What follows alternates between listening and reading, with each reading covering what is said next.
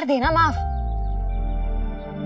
अच्छा मेरे खातिर कर दे, क्योंकि मैं ना अपने जीजू को इतना उदास नहीं देख सकती। क्यों जीजू? जिसके पास तुम्हारे जैसी साली हो उसे माफी तो मिल ही जाएगी। नैना अब माफ कर भी दो ना।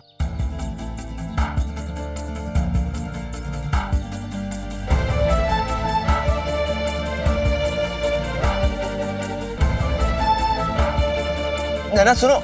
नैना तुम घबराओ मत, ये ना मेरी बहन है, इसे मैं बचपन से जानती हूँ। कभी शहद जैसी मीठी तो कभी नीम जैसी कड़वी, कभी झट से मान जाती है और कभी नाम माने की जिद ठान लेती है। लेकिन मैं हूं ना, इसे मैं मना लूंगी। जीजा जी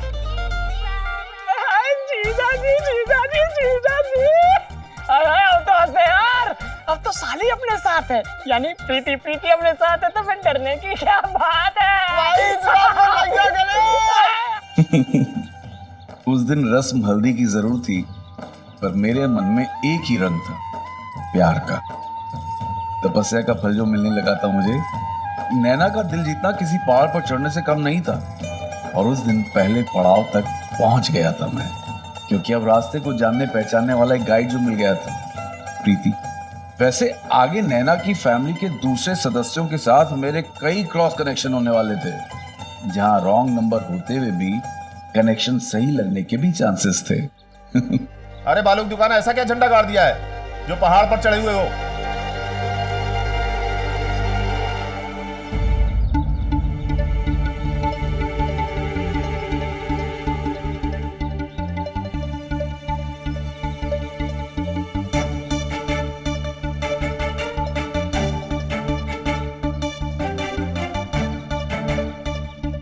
क्या नाटक है ये? सर आपका आशीर्वाद ले रहा था। किस बात का आशीर्वाद? मैंने आज जो झंडा गाड़ा है उसकी वजह से कभी आप भी मुझ पर गर्व करेंगे।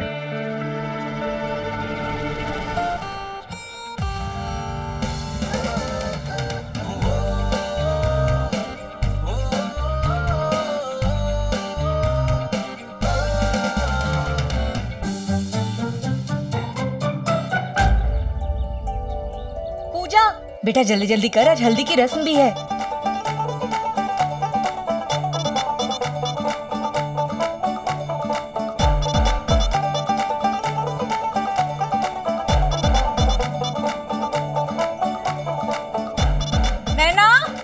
जी नैना आई। हाँ बेटा मौसा जी को टॉवल दे दो ना, वो घर से भूल गए। हाँ मैं भी लाती हूँ, एक मिनट। अरे टूथपेस्ट देना कोई, मैं नहीं लेकर आती हूँ। जल्दी लेके आना जरा। अरे बेला जरा सिर पे लगाने का तेल तो देना।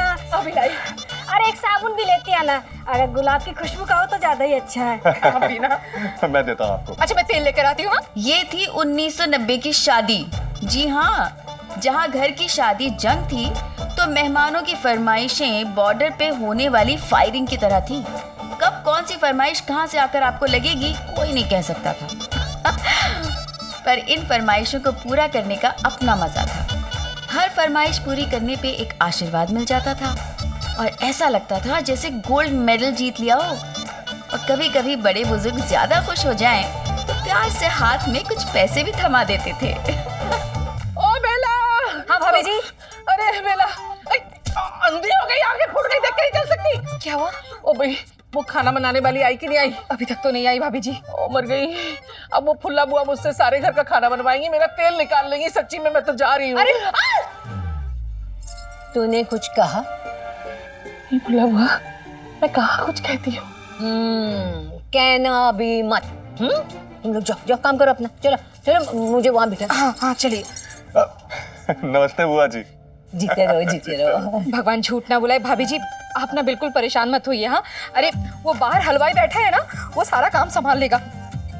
और आप जो भी ये घर के काम है ना वो देख लीजिए, मैं रसोई संभाल लेती हूँ। ये पल्लू भी ना। घर में सबको गर्म पानी चाहिए। ये लीजिए। वैसे मैंने तुझे नैना समझा, लेकिन तू तो जूही चावला निकली। इतनी हैंडसम लड़की को कैसे पटा लिया? चुप कर तू। नहीं पहले ये बता कि किया कैसे? स्कूल में तो किसी को घास नहीं डालता। प्रीति तुझे बोला ना चुप कर। घर में देख कितना सारा काम पड़ा है, उसको देख। वो तो मैं कर ही रही हूँ, प्रैक्टिस हो रही है। आखिर तेरे भी तो शादी जीजा जी से होने वाली है। चुप। अच्छा सुन ना, एक बात बता, जीजा जी का कोई भाई है क्या? हाँ है। फिर तो मजे, दोनों की शादी एक ही घर में। प्रीति बस करेगी? क्यों? मेरी शादी की बात आई तो बस कर। वैसे हमारे खानदान में ना सभी ने अरेंज मैरिज की है, तो अकेली लड़की होगी अग्रवाल खानदान में जो लव मैरिज करेगी। ताई जी का तो हार्ट अटैक किया जाएगा। हो गया? नहीं अभी कहाँ। सोच, तू और समीर एक दूसरे से शादी करने के लिए मरे जा रहे हैं, लेकिन घर में सबने ना कर दी है। इसलिए पर तुम दोनों घर छोड़कर भाग जाओगे और दोनों ऐश करोगे।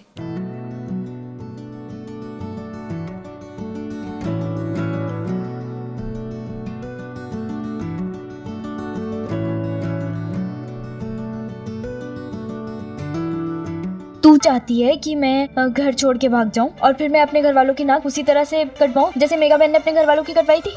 नहीं, मैं बस यही चाहती हूँ कि तू समीर को माफ कर दे। कितना अच्छा लड़का है।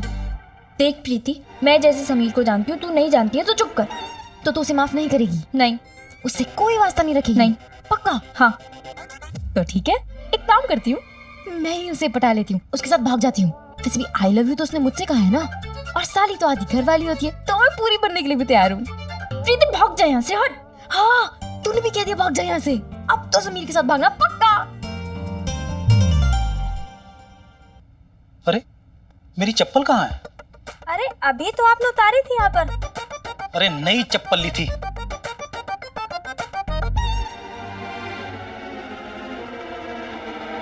अरे ये तो मेरी चप्पल है। और ये तो आपकी चप्पल है। अरे भाई साहब, ये मेरी चप्पल है।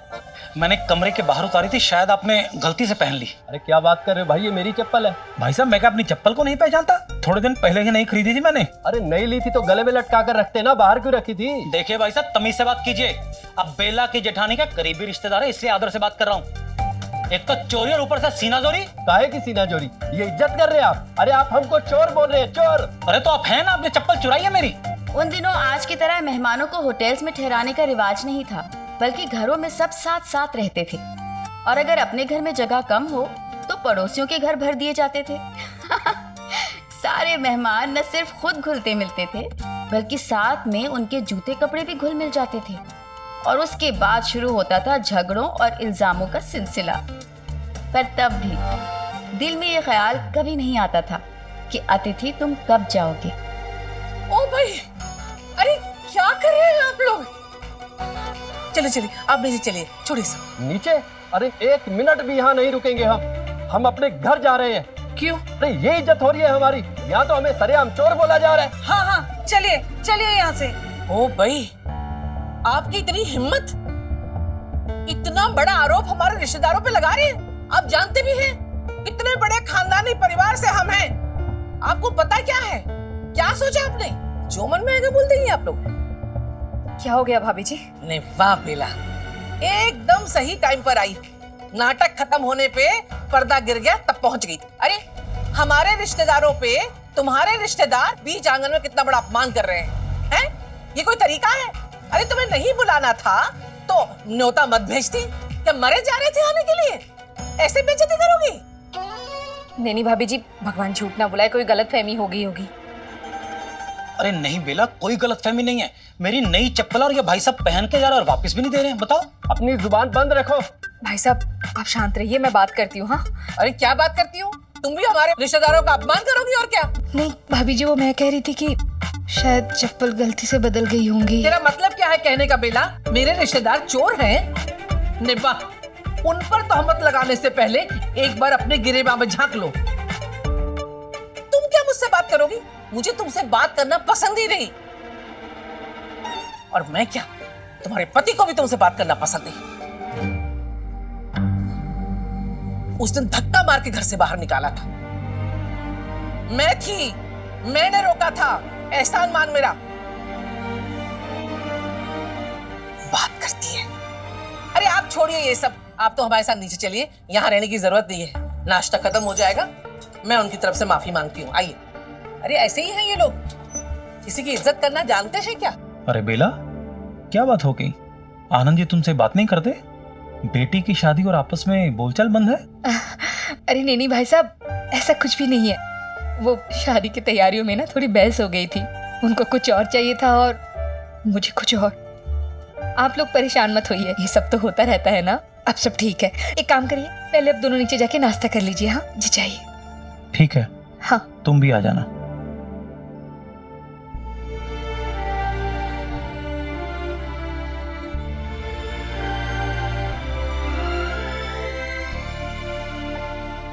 देखो पवन जी, शादी का घर है, सारे रिश्तेदार सारे मेहमान आए हुए हैं, तो कुछ दिनों तक पानी की समस्या हमारे इलाके में बिल्कुल नहीं होनी चाहिए। वो जो बाहर का रास्ता है साफ सुथरा रहे। आप चिंता मत कीजिए, कोई कमी नहीं रहेगी। सड़क को साफ करवा के चूने की पट्टी लगवा देंगे, सड़क बिल्कुल वीआईपी दिखेगी। ठीक है। और ये बिल्डिंग के आसपास जो है ना, वो आराम से बेटा, आराम से। जी ताऊ जी। राकेश, साफ करा के ब्लीचिंग पाउडर है ना सफेद वाला, वो डलवा दो, नालियों में भी डाल देना। जी भाई, जो मजा बिना शादी का कार्ड मिलने वाली शादी में, और कार्ड मिलने के बाद कहाँ है? अरे पोंगा पंडित, हमें कार्ड की क्या जरूरत है? हमने तो शादी की तैयारी में खून बहाया है, खून। खून? हाँ, क्योंकि तेरी हालत देख हम खून के आंसू रोए हैं। सच्चे दोस्त जो हैं तेरे। अरे तेरी। ओए, क्या कर रही है? मैं उठा देता हूँ। हाँ। वाह जीजा जी, आज तो आप बिल्कुल सलमान खान लग रहे हो। साली जी, आप भी कम नहीं लग रही हैं। वैसे जीजा जी, मैं क्या कह रही थी कि क्यों ना घर वालों से बात करके पूजा दीदी की शादी के मंडप में आप दोनों के भी फेरे करा दिया जाए। प्रीति, तू अगर अपनी बकवास बंद नहीं करेगी ना तो मैं भी चली जाऊंगी यहाँ से। ठीक है। सॉरी जीजा जी, वो क्या है ना, शादी की बात सुन के ना शर्मा गई। अच्छा सॉरी, नहीं बोलूंगी, रुक जा। मैं आपसे नहीं बोलूंगी। कितना गुस्सा करती है। आज से ना बिल्कुल चुप। माफ कर देना। चुप कर। अब आई है तू? अरे यार, रेडी हो रही थी ना तो इसलिए टाइम लग गया। ठीक है। पंडित, आज बड़ा सुंदर लग रहा है तू। हाँ, तू राहुल लग रहा है यार। सच्ची भाई, तू भी दीपक तिजोरी लग रहा है। और हमारी स्वाति नीलम और नैना भी इस ड्रेस में एकदम हीरोइन लग रही है। वैसे नैना तो हर ड्रेस में अच्छी दिखती है। हाय, वो क्या है ना कि अच्छा दिखने के लिए ड्रेस अच्छी नहीं होनी चाहिए, इंसान का मन और दिल साफ होना चाहिए, जिसमें छल ना हो, धोखा ना हो। पर हर किसी का मन वैसा नहीं होता। सही कह रही है। मतलब जीजा जी का मन साफ और अच्छा है, तभी तो वो हमेशा इतने अच्छे दिखते हैं। वैसे जीजा जी, मेरी बहन को ना चांदनी फिल्म बहुत पसंद है। इसे बहुत शौक है कि हल्दी बिल्कुल वैसी हो। कोई इसकी फोटो ले, कोई थोड़ा सा प्यार करे, थोड़ा रोमांस करे। और अगर तू एक और शब्द बोली ना तो मैं तुझसे भी बात नहीं करूंगी। ठीक है जीजा जी, आप दिल छोटा ना करें। नैना नहीं है तो क्या हुआ, मैं हूं ना, आप मेरे साथ भी रोमांस कर सकते हो। अरे सॉरी नैना, तू ये संभाल। सॉरी, सुन ना, कहाँ जा रही? क्या यार, ये लोग समझते हैं ऋषि कपूर तो मैं भी लग सकता हूँ, बस कोई चांद नहीं मिल रहा है। ऋषि कपूर, शक्ल देखी अपनी, बंदर कहीं के। पंडित, मेरी शक्ल बंदर से मिलती है यार? नहीं तो बंदर की शक्ल तेरे से मिलती है। अच्छा फिर ठीक है। नमस्ते मामा जी।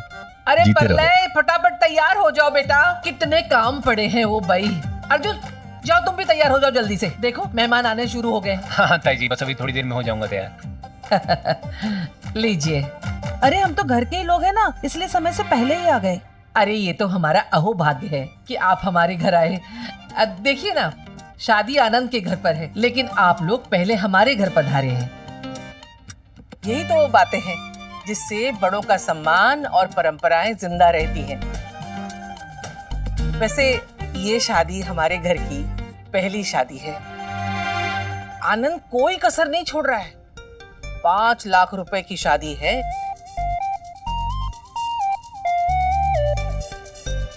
हमने भी सोने का सेट दिया है। अरे वाह। लेकिन कुछ लोग हैं जिन्हें ना अपने योगदान का एहसास होता है ना जिम्मेदारी का। ओ भाई अब जा बेटा, तैयार हो जा, अब तक बैठा हुआ है। जी। भले ही कुर्सी पे बैठे हो, लेकिन हल्दी के समारोह में तो हिस्सा लोगे ना, जाओ फिर। वैसे राकेश जी, बहुत बुरा हुआ अर्जुन के साथ। अब बेचारा कभी क्रिकेट भी नहीं खेल पाएगा। वैसे ठीक है, क्रिकेट से किसका क्या हुआ और क्या होगा। क्या होगा मतलब? अरे एक दिन देखिएगा, हिंदुस्तान के सारे बच्चे क्रिकेटर बनना चाहेंगे। क्रिकेटर बनके पैसा कमाएंगे, तरक्की करेंगे, और ये मेरा अर्जुन भी तरक्की करेगा, देखिएगा आप लोग। अर्जुन उठ उठ, बहुत हो गया आराम। पापा मैं नहीं उठ सकता। उठने की कोशिश कर, चल खड़ा हो। पापा मुझसे हिला भी नहीं जा रहा। उठ ना। पापा बहुत दर्द हो रहा है। पापा उठ जाएगा, उठ। पापा बहुत दर्द हो रहा है, नहीं उठा। अरे भाई साहब रहने दीजिए, इस साल नहीं तो अगले साल हो जाएगा। अरे क्या अगले साल हो जाएगा? हाँ, आपका बेटा है कि मेरा बेटा है, समझाने दीजिए। ओ भाई आप छोड़िए ये सब, हल्दी की रस्म बस शुरू ही होने वाली है। आप लोग चलिए, मैं आती हूँ, तब तक मैं भी तैयार हो जाऊंगी ना। हाँ ठीक है। सब समझाने चलिए मुझे। हद होती है, मेहमानों की जरा से भी परवाह नहीं है। इंसान इतना भी कड़वा नहीं होता, कह दो तो मिर्ची लग जाती है। सुन अर्जुन, एक हफ्ते में तेरा मैच है, उठ और मेहनत कर, मैच खेल, मैन ऑफ द मैच बन, सेलेक्ट हो। कार लानी है तुझे। और तू अपने बाप के लिए कुछ करना चाहता है या नहीं? क्या चाहता कि ये ऐसे आरे गरे नत्थु खैरे जिंदगी भर मुझे सुनाए? कोशिश करो। जिंदगी भर कुर्सी पे बैठने का शौक हो गया है।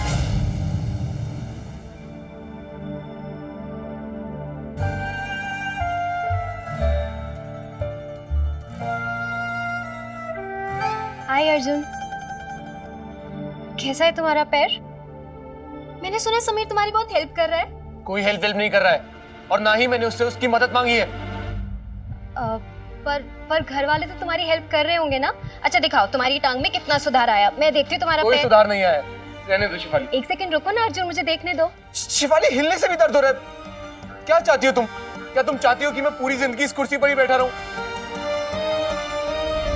ऐसा नहीं है अर्जुन, मैं चाहती हूँ कि तुम खेलो, तुम वो सब करो जिससे तुम्हें खुशी मिलती है। छोड़ो, तुम पूजा की शादी में क्या पहन रहे हो? कुछ बनवाया कि नहीं? तुम एक काम करो ना, तुम सूट बनवाओ, सूट में तुम हीरो लगोगे। शादी के घर के हर कोने में कई सारी घटनाएं घटती रहती हैं। चप्पल चोरी होने जैसी हल्की फुल्की हवा जैसा ड्रामा हो, या जिंदगियों की दिशा बदल देने वाली जोरदार आंधी। ऐसा लग रहा था जैसे घर में कोई भागता हुआ टाइम बॉम्ब हो। अब ये बॉम्ब धमाका करेगा या फुसकी निकलेगा, ये तो सिर्फ वक्त ही बताएगा।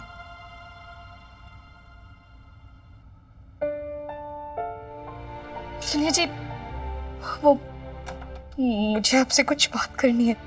देखिए, आज आप ऐसे नहीं जा सकते। आज आपको माफी देनी पड़ेगी। मैं आपके आगे हाथ जोड़ती हूँ। आज हमारी बेटी का हल्दी है ना, और हम दोनों ने तो ना जाने इस दिन का कब से इंतजार किया है। घर में मेहमान आ चुके हैं, और ऐसे में अगर आप और हम बात नहीं करेंगे तो क्या सोचेंगे वो? हमारी घर की इज्जत की बात है, मान जाइए ना। मैं बार बार आपसे माफी मांग रही हूँ, मान जाइए। प्रीति, अपनी बहन को बोलो ना माफ कर दे। नैना, तू तब भाव क्यों खा रही है? माफ कर देना जीजू को। कैसी है ये? तू भागी जा रही है पता नहीं कहाँ। सुन तो, मैं तुम्हें माफ करने वाला कौन होता हूँ? जो तुमने गलती की है उसकी माफी तुम्हें केवल राकेश भैया दे सकते हैं। अगर वो तुम्हें माफ कर देंगे तो मैं भी तुम्हें माफ कर दूंगा। और रही बात मेहमानों की, उन सब से कहीं ज्यादा अहमियत मुझे अपने भाई के सम्मान की है। पर क्या हो गया इस घर को? नैना तू भी ना बिल्कुल मेरे पापा की बेटी है। क्या तू समीर को माफ नहीं कर रही और वहां पापा मम्मी को माफ नहीं कर रहे? माफ तो तुम्हें करना पड़ेगा, और माफी तो मैं लेकर ही रहूंगा। तुम मुझे माफ करोगी और चाचा जी चाची जी को कब माफ करोगी वो मुझे नहीं पता, लेकिन हल्दी के फंक्शन से पहले चाचा जी चाची को जरूर माफ करेंगे। नहीं तो मेरा नाम समीर महेश्वरी नहीं। और आपके इस काम में आपकी साली आपके साथ है। कैसे कुछ लोग हर चीज को खिलवाड़ समझ लेते हैं ना। कुछ लोगों को तो बस अपनी लगाई हुई शर्त जीतनी होती है।